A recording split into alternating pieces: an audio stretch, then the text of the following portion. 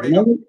नहीं, मैं आपको धन्यवाद देता हूँ। मैंने देखिए मैंने जब इस पेंशन आंदोलन की बात किया, तो मैंने किसी गुट के, किसी विभाग के, किसी पद प्रतिष्ठा की बात नहीं किया। मैंने कहा सबको पेंशन मिलनी चाहिए और उसमें मैंने सबसे पहले अपने देश के अर्धसैनिक बलों के लिए कहा कि हमें 2 दिन बाद दे देना, लेकिन इस देश के अर्धसैनिक बलों को पेंशन हकदार हैं, उनको तत्काल दीजिए। दुर्भाग्य देखिए इस सरकार ने राष्ट्रवाद की बड़ी-बड़ी बातें करते हैं, लेकिन अर्धसैनिक बलों को पुरानी पेंशन नहीं देते। हाई कोर्ट के निर्देश के बाद भी हाई कोर्ट के खिलाफ सुप्रीम कोर्ट जाते हैं। सुप्रीम कोर्ट से उनकी सामाजिक सुरक्षा रुकवाने के लिए जिसके लिए खूब लंबे-लंबे भाषण दिए जाते हैं। दुर्भाग्य देखिए, तो मैं उनके पास साथ था, जहाँ पे अन्याय है मैं उसके साथ हूँ। वो चाहे हमारा शिक्षक हो, कर्मचारी हो, अनुदेशक हो, शिक्षा मित्र हो। हाँ, ये बात सही है कि अब मुझे ऐसा लग रहा है कि थोड़ी-सी व्यापकता दिखाते हुए सरकार को घेरना पड़ेगा और उसमें थोड़े-थोड़े अपने-अपने लोगों को हित सोचना पड़ेगा छोड़ना पड़ेगा कि हमारी शिक्षा मित्र की ही बात हो, शिक्षक सोचे हमारी पेंशन की बात हो, थोड़ा समग्रता की तरफ बढ़ना पड़ेगा, कुछ चीज़ों को लेकर के और शायद अगर एक साथ हम लोग खड़े हो जाएँगे, तो मैं उम्मीद करता हूँ कि सरकार आएगी, वापस आएगी। बैक फुट पर सरकार वापस आई है, एक बार नहीं कई बार आई है। 2005 के पहले वालों का जो पेंशन बहाल हुई, पिछली विधानसभा में यही वित्त मंत्री खन्ना साहब, यही सरकार ने कहा कुछ नहीं, कोई विचार नहीं। लोकसभा की कोर्ट की चोट पड़ी, 1.5 साल से मुख्य सचिव से आपके यहाँ फाइल पड़ी थी, कर दिया उन्होंने।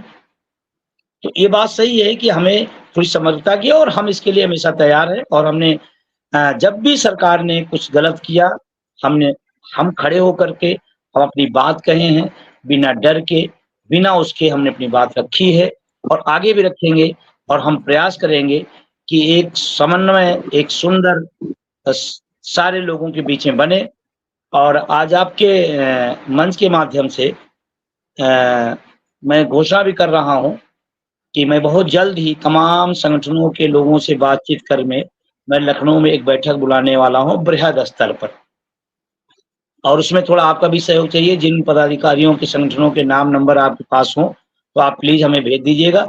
मैं बृहत्तर स्तर पर एक बैठक बुला करके आगे की रणनीति तय करके उसमें कॉमन एजेंडे कुछ तय करके हम चीज़ों को आगे ले चलेंगे।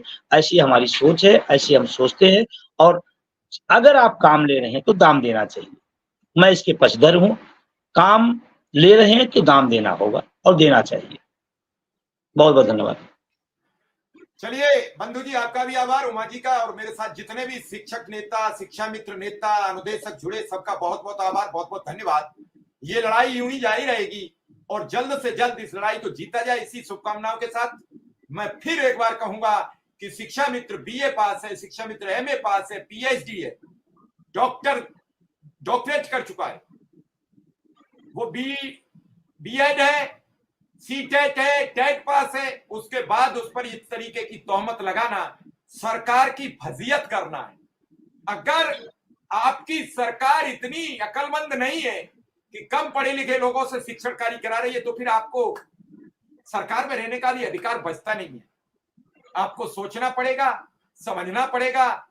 और बंधु जी की एक बात बिल्कुल याद रखो कि जब लोगों को मुद्दे को डाइवर्ट करना बीजेपी जानती है, और इसी में वो इस बार डाइवर्ट नहीं हो रहे, इस बार हर मुद्दे पर फंस जाती है।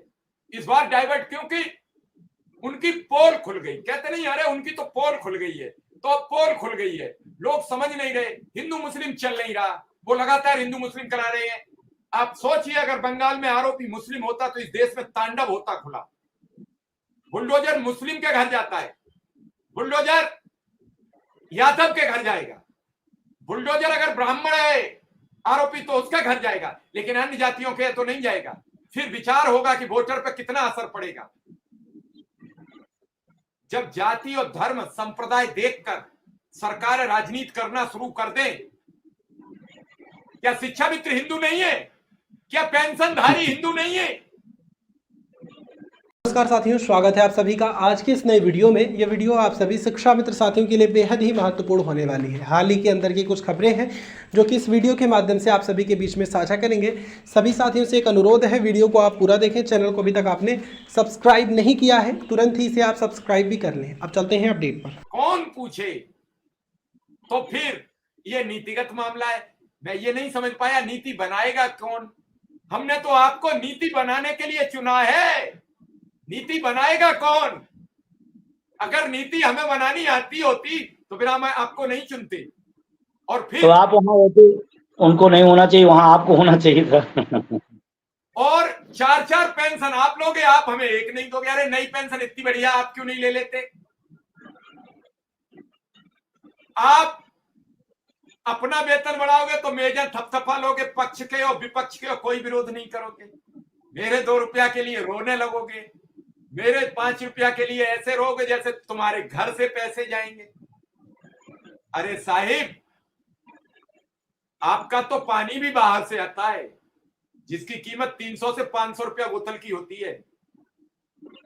सोच लीजिए, समझ लीजिए, इस देश की जनता की आपकी बहुत जिम्मेदारी है, उस जिम्मेदारी को निभाइए। सरकारें आएंगी जाएंगी, लेकिन जिसे शिक्षकों की नाराजगी झेली वो फिर दोबारा नहीं आया है। ये बात आप तय कर लीजिए।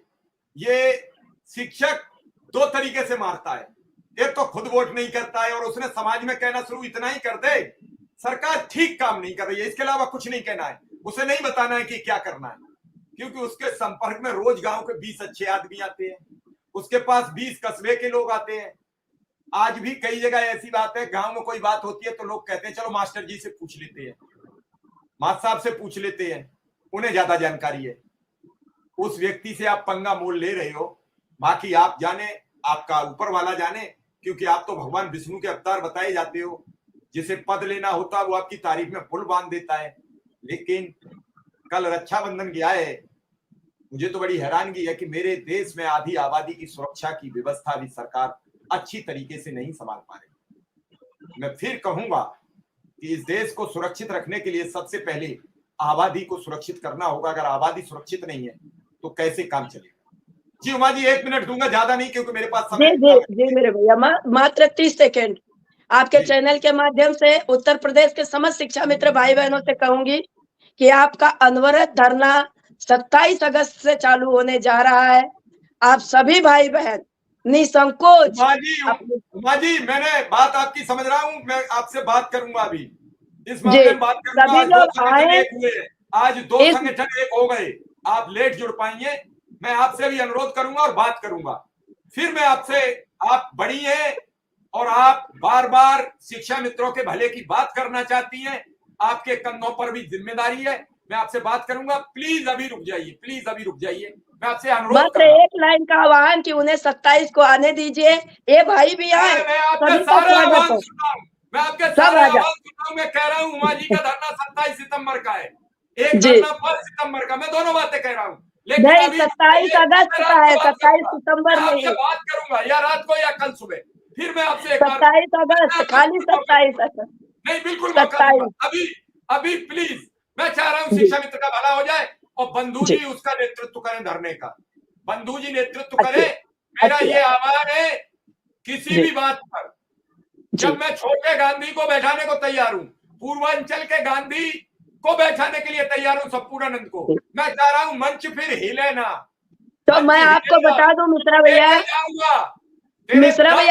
एक लाइन आपकी ही तारीफ सुन लीजिए। बंधु भाई से मैं पहले अगवानी के लिए बोल चुकी हूँ, पूछिए आपसे, मैं आपसे विनती कर चुकी हूँ। मेरा फिर ये प्रयास होगा, एक धरना हो, बंधु जी का भी प्रयास होगा, एक धरना हो। धरने मैंने बंधु भाई से अपील कर दिया है, एक धरना हो, एक धरना हो। मैंने किया है, शिवराम दद्दा ने किया है, मंडी समिति के अध्यक्ष शिवराम दद्दा ने किया है बंधु भाई से अपील, सभी लोग किए हैं।